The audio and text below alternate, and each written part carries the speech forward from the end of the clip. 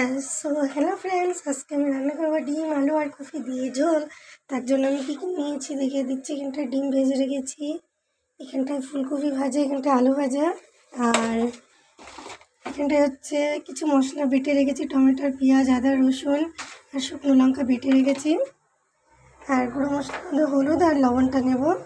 আর ফোড়নের জন্য 5 ফোড়ন নিয়েছি, এখানটায় শুকনো লঙ্কা আর তেজপাতা। চলো রান্নাটা শুরু করা যাক। প্রথমে গরম তেল করে নিয়েছি, এর ভিতরে দিয়ে দেবো 5 ফোড়নটা। মশলাগুলো বেশ ভালো করে ভাজা হয়ে গেছে, এবার দিয়ে দেবো বাটা মশলাটা।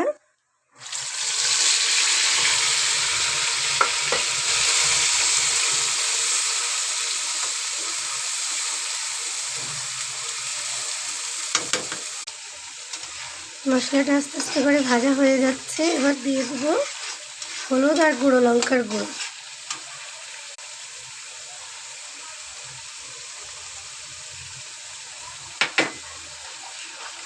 লবণ, গুঁড়ো লঙ্কা আর হলুদ দিয়ে এটাকে ভালো করে নেড়েছে মশলাটাকে ভালো করে কষে নেব।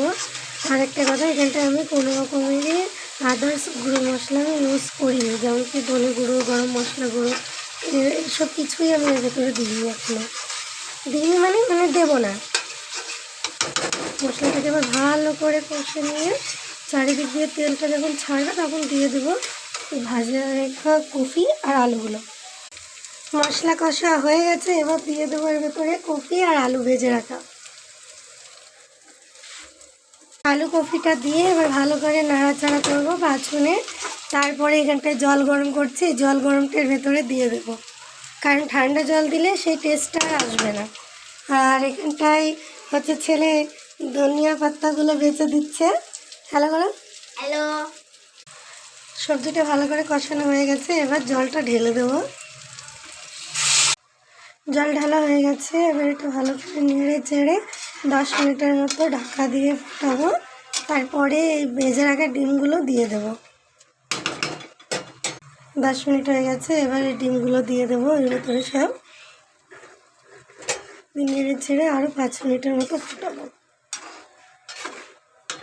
ভেতরে দিয়ে দেবো ধনিয়া কুচি ছিটিয়ে দেওয়ার পরে নেড়ে চেড়ে সব কিছু সিদ্ধ হয়ে গেছে ভালোভাবে।